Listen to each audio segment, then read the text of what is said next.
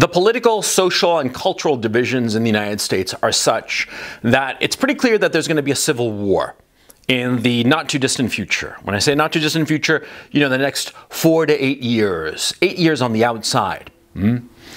And so it pays to be thinking about it at this time. See? Because, you see, we live in the present, the past is behind us, and the future is coming at us. And so it pays us to know what's coming into the future in order to either take advantage of it or get out of the way of the speeding train coming our way, right? And so if you think that there's going to be a civil war, this video is basically a speculation, a thought experiment, call it what you will, about how this might possibly start.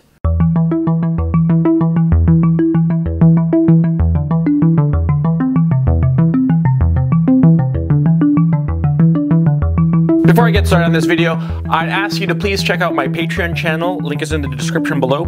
On Patreon, I put out an extra video every week, and I do a Sunday call-in show called the Weekly Webinar.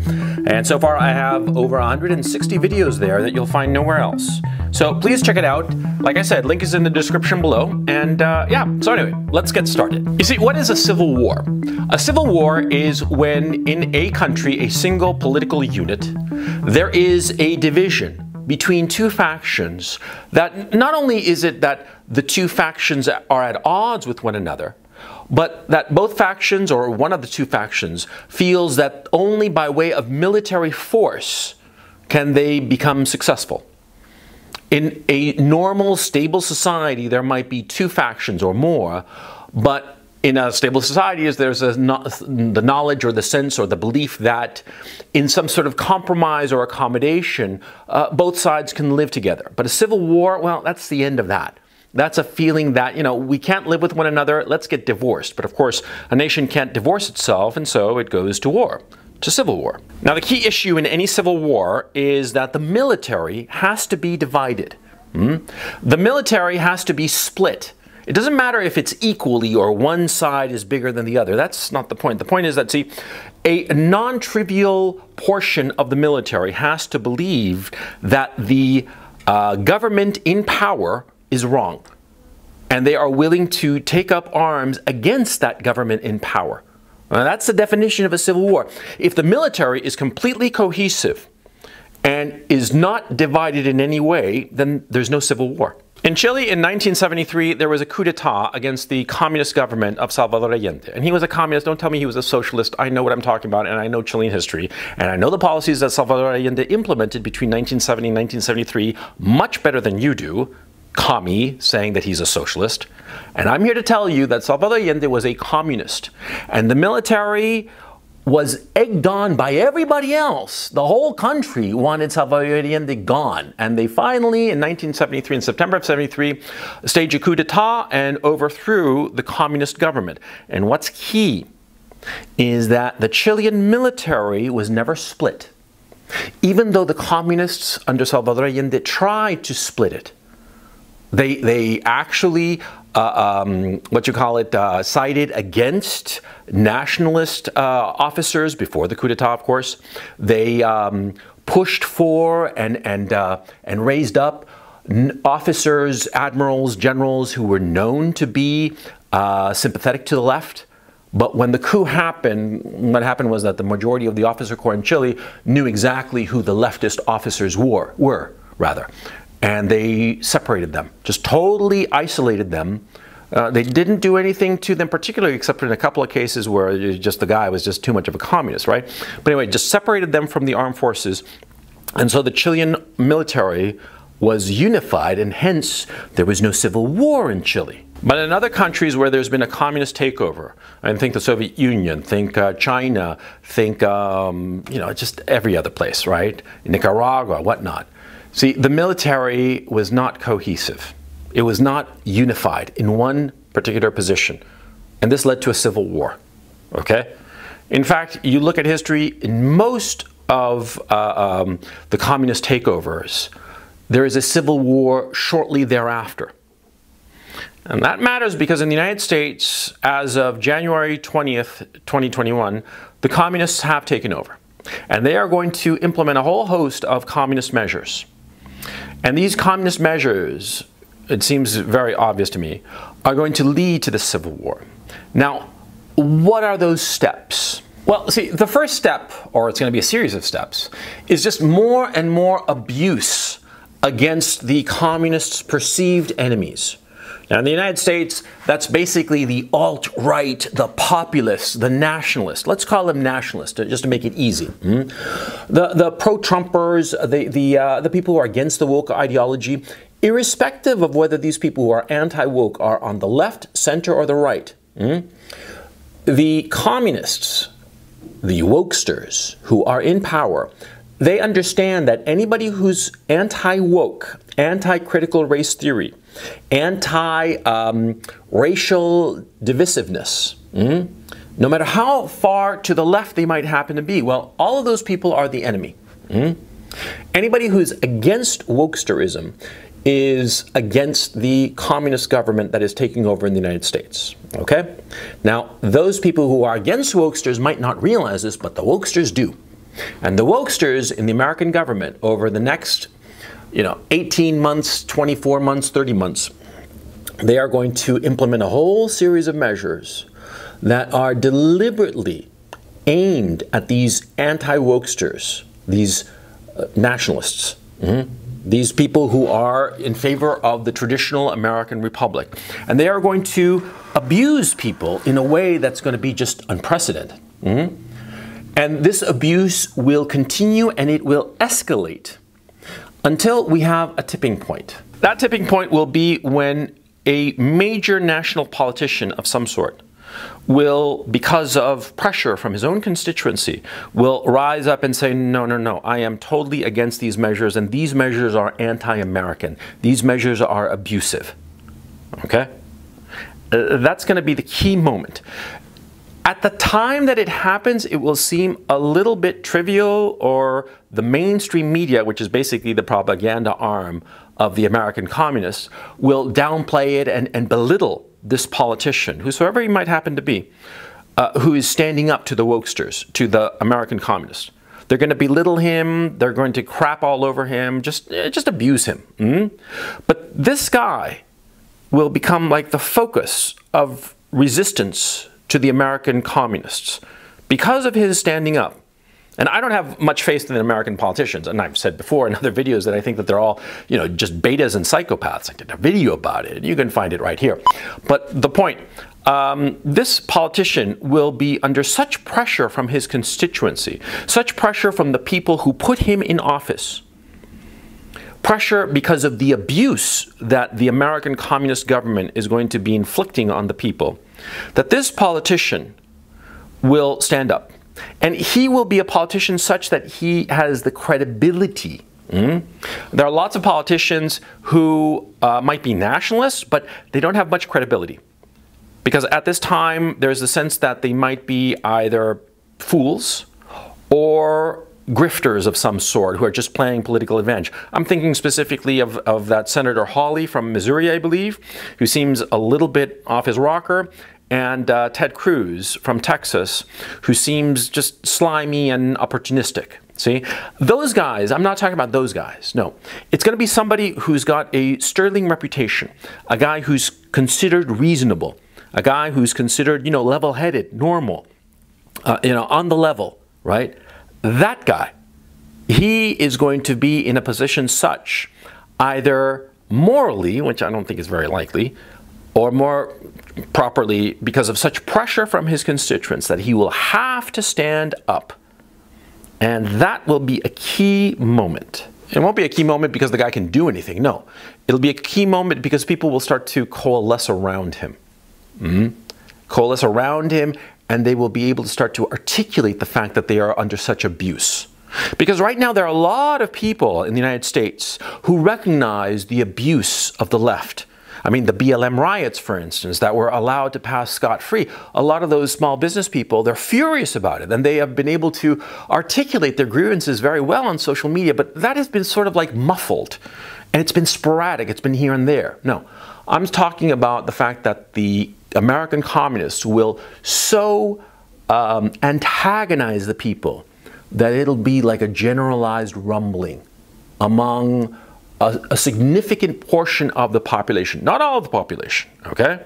Certainly not among the wokesters in the elite and the lower classes. No, it'll be a rumbling in the middle, a rumbling in a sense that we are going in the wrong direction and these communists are out to get us. But that won't be the trigger for the Civil War. Look at history. Look at all the civil wars that have happened in the past. In the United States, there were 2 civil wars. People always think of the one in the 19th century as the Civil War. But if you think about it, the Revolutionary War was a civil war. Yeah, because, you know, who were the rebels? They were Britons. They were fighting against the British Empire, which was their empire. It wasn't I mean, later after the fact, post hoc, they called it a revolutionary war, decolonization or whatever. But at the time, it was much more of a civil war. I mean, Washington was an officer in the British Army, a very successful and highly decorated officer in the British Army. And he was the one who led the quote-unquote revolution. What was that? A civil war. That's what happened, okay? The army in the United States, in the British colonies in America, the local army cleaved from the main British army and started fighting against them. That's what happened in the Revolutionary War. It was a civil war, right? And it's a much more common type of civil war, like messy, with no clear territorial divisions, unlike the 19th century Civil War. But anyway, going back to the issue of civil wars in general. What happens? How is it that the military breaks apart? How is it that the military becomes 2? Because a military, all of the officers, all of the soldiers are trained relentlessly to be a cohesive unit. That's the whole point of an army. So for an army to split off, to break away into 2 or more factions, right? It has to be pretty heavy. It's not just some, you know, little hissy fit or something trivial. No. And what is it? It's very simple. You look at history and you look at every civil war, and the point of cleavage in the army is when the army is ordered to fire on its own citizens. That's the start of the Civil War. That's the moment. See? And that is going to happen in the United States. There is going to be an incident at some point where the American Communist government will have pressured the people and abused them and just been despicable for so long that eventually some demonstration, something will happen. Some event will happen. And in and of itself, it might seem trivial, but what will happen is that, see, American troops will be deployed to maintain security, safety, to keep the streets safe, as they're doing in Washington, for instance. And what will happen is that, see, the soldiers will be deployed, and they will be under the command of some, you know, lieutenant colonel or major or whoever, right? And that officer is going to be on the ground with his soldiers. And the American Communist government will tell the Joint Chiefs of Staff to order that commanding officer on the ground to fire on American citizens. That will be the moment, because one of 2 things is going to happen. Either that lieutenant colonel or major, or whoever's in charge, right, he is going to either carry out that order or refuse to do so.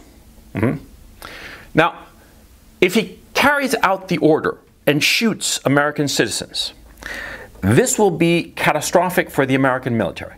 Because what will happen is that there will be a substantial portion of the American military, irrespective of their politics, that constitutionally, like morally, like in their blood and bones, they will not be able to stomach that.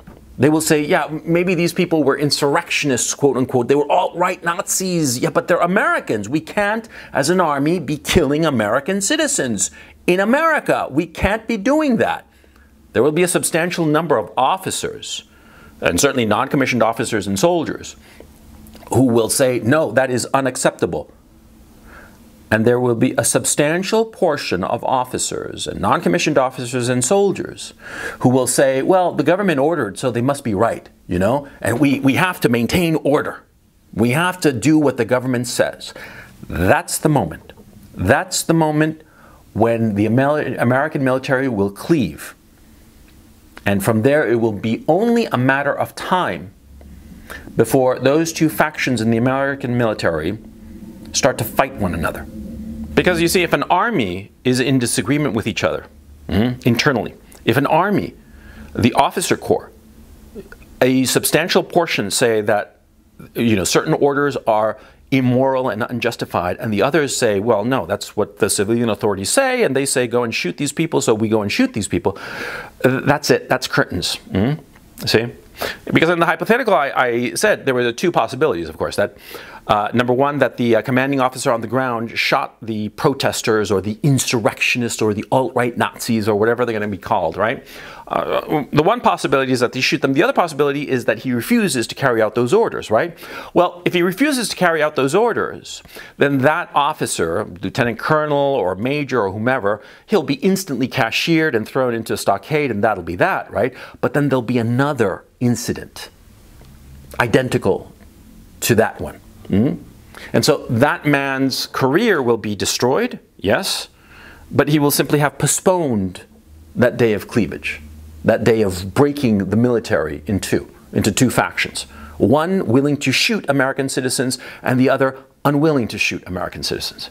Now, why am I sure that this is pretty much going to happen? Well, because I know leftists, and leftists, like I said before, they know what to do with power, number one. They use it. Once they have power, they go ahead and use it because they recognize that power is not a depreciating asset. Rather, it's like a muscle. The more you use it, the more you have it. It's not like gasoline in a car. And so because of it, leftists are more than willing to use their power. And because they are more willing to overdo it, to overstep their bounds. See? And so because of that, they're going to push and push and push and abuse people who disagree with them. And we're already seeing it. I mean, what are we pretending otherwise?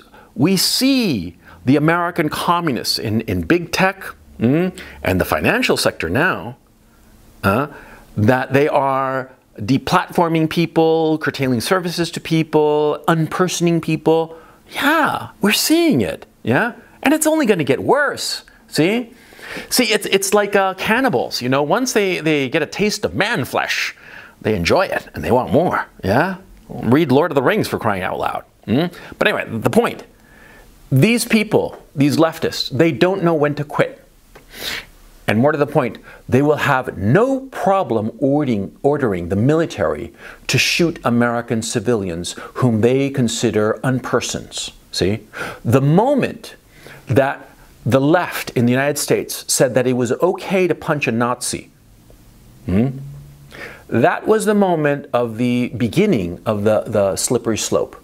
The slippery slope that goes straight to the end, which is kill everybody who opposes us, because they are all Nazis. These communists who are in control of the American government, who are taking over on January 20th, they don't know when to stop, and they look at all of their opposition as Nazis who deserve a punch in the face, a bullet between the eyes. They believe that. They believe that anybody who opposes them is an unperson who doesn't deserve to live. They say it all the time on Twitter, man. I mean, when somebody says something, take them at their word, okay? When they say that they hate somebody enough that they want to eliminate them, believe them, okay? That's what they're going to do. And so, the point of this video, you have to be looking for two moments. The moment when some mainstream, fairly respectable politician stands up and says, no, this is outrageous, number one. And the moment when the military shoots on American citizens. By the way, this happened, huh? This happened. Yeah, the Boston Massacre. What the hell do you think that was?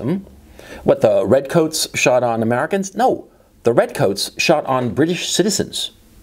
Yeah. Because those people in Boston in 1774, whenever it was, they were British subjects.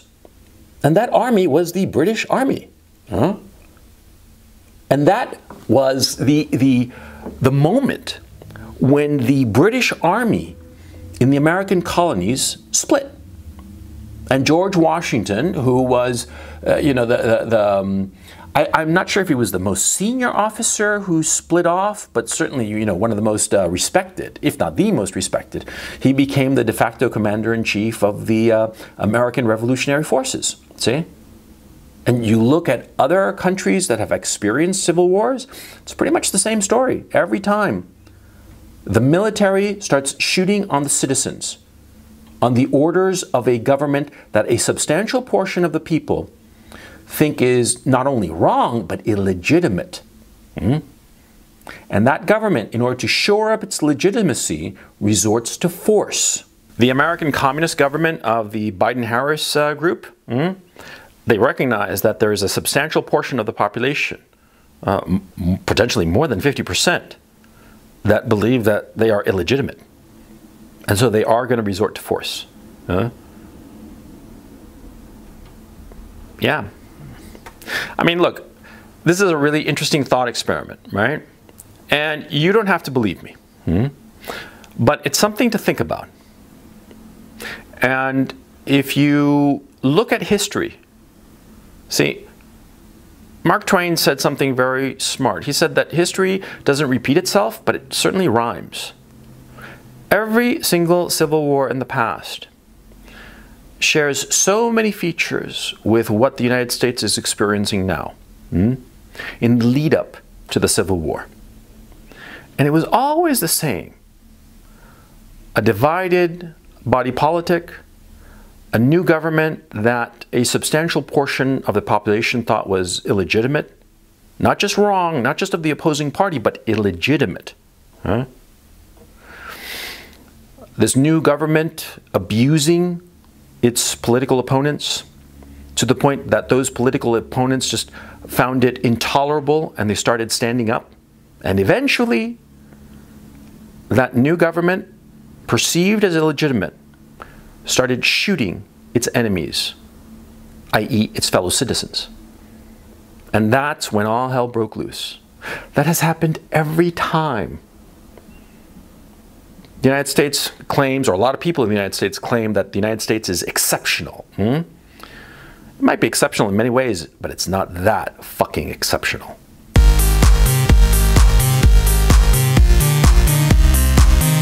Thank you so much for watching this video. I hope you enjoyed it. And like I said earlier, please check out my Patreon channel. Link is in the description below. I talk about a lot of subjects that, frankly, on YouTube I can't talk about because I'd be deplatformed. Yeah, go check it out before I'm gone, because I'm likely going to be gone, deplatformed from YouTube soon. So go check it out. Thank you so much for listening, and I will catch you next time.